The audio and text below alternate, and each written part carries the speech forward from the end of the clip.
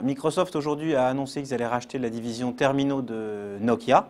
Alors c'est un mouvement stratégique majeur qui n'a pas vraiment surpris tout le monde, parce que ça fait des années que les deux groupes sont partenaires, mais c'est l'exemple même qui prouve qu'on peut être un groupe très très riche comme Microsoft et quand même avoir des problèmes. Le problème de Microsoft est assez simple à comprendre. Pendant très longtemps, Microsoft est l'acteur totalement dominant du monde de la micro-informatique, du PC. 100% des machines intelligentes sur Terre ou presque tournaient avec un système d'exploitation, avec des produits Microsoft. Le seul problème, c'est qu'aujourd'hui, l'intelligence électronique se déplace. Elle n'est plus sur les bureaux seulement, elle est aussi dans nos poches, dans nos mains.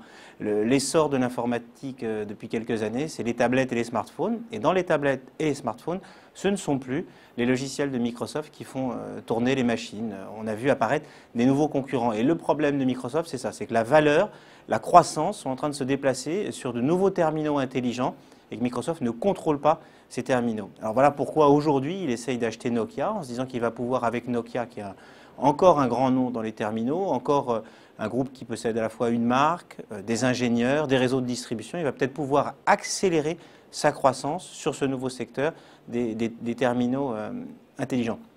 C'est un pari qui reste quand même assez risqué pour plusieurs raisons. D'abord, ce qui marche aujourd'hui dans les terminaux, dans les smartphones, c'est d'un côté Apple et de l'autre Google et puis enfin Samsung. Alors ces trois groupes ont pris des stratégies un petit peu différentes. Apple fait des smartphones haut de gamme et il fait tout. Il fait à la fois le terminal et les logiciels.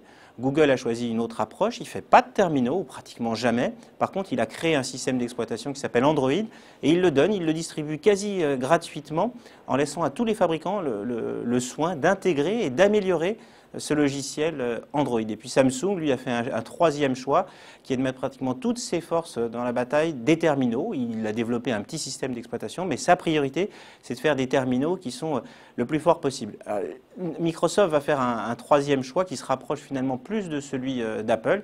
Il va essayer d'intégrer le terminal avec des logiciels qu'il a développés, c'est les nouvelles plateformes Windows Mobile. Est-ce que ça va marcher? C'est pas sûr et certain. Pour l'instant, Windows a développé des produits qui, paraît-il, sont techniquement bons, c'est ce que disent les experts.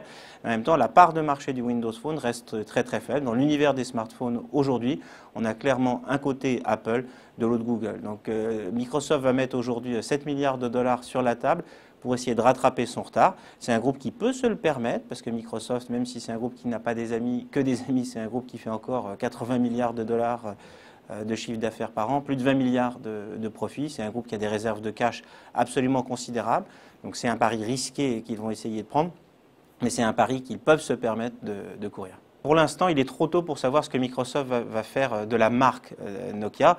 C'est une marque qui est encore assez forte. Le seul problème, c'est que de plus en plus, plus les années passent, plus la valeur de Nokia a baissé. C'était des téléphones haut de gamme il n'y a encore pas très très longtemps. Aujourd'hui, la force de Nokia, finalement, c'est de faire des téléphones pas chers qui ont une réputation de sérieux. On sait qu'on achète un téléphone d'entrée de gamme qui a la réputation d'être solide, d'être costaud. Est-ce que cette valeur-là peut être utile pour Microsoft?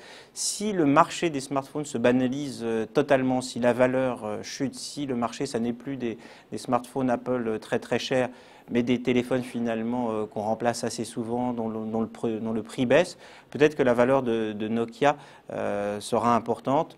C'est encore trop tôt pour le dire. Microsoft, en tant que nom dans l'électronique, le hard, ça n'existe pas vraiment. La Xbox, qui est le seul produit grand public qu'ils aient vraiment réussi à faire et à rencontrer un véritable succès, où les gens disent Xbox, ils ne disent pas Microsoft, et les autres terminaux électroniques grand public que Microsoft a essayé de fabriquer, comme le Zune, qui était un concurrent de l'iPhone, n'ont pas très bien marché. Et dans les tablettes, ils ont lancé une tablette qui s'appelle la Surface pour essayer de concurrencer l'iPad, qui ne marche pas très très bien non plus. On ne peut pas dire que le nom de Microsoft soit en lui-même aussi un nom qui attire le grand public.